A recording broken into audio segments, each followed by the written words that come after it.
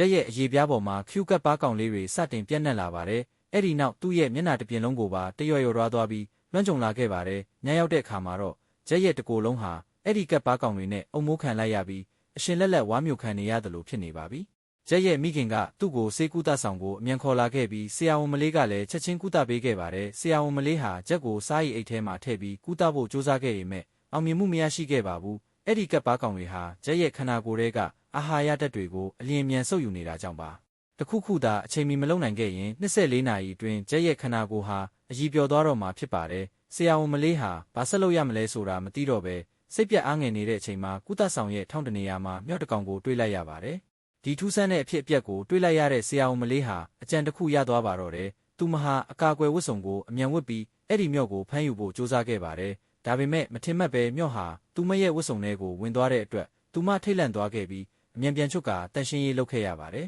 ။ဒီအတော်အတွင်းမှာပဲမျော့ကြီးဟာကျက်ရဲ့ကိုယ်ပေါ်ကိုတွားသွားပြီးရောက်ရှိနေခဲ့ပါတယ်။ဆရာဝန်မလေးကမျော့တွေကိုအတင်းဆွဲခွာခဲ့ပေမဲ့နောက်ဆုံးတစ်ကောင်ကိုဆွဲခွာလိုက်တဲ့အချိန်မှာတော့ကျက်ရဲ့ကိုယ်ပေါ်ကကပ်ပါကောင်တွေဟာတိတိတသာလျော့နေသွားတာကိုသတိထားမိလိုက်ပါတယ်။ဒီအချက်ကသူမကိုမျောလင့်ချက်ပြန်ပေးလိုက်တယ်လို့ပါပဲဒါကြောင့်သူမဟာမျော့တွေကိုကျက်ရဲ့ကိုယ်ပေါ်ကိုပြန်တင်ပေးခဲ့ပြီးကြန့်ရှိနေတဲ့ကပ်ပါကောင်တွေကိုဝါမျိုးပစ်စေခဲ့ပါတယ်။နောက်တနေ့မနက်မှာတော့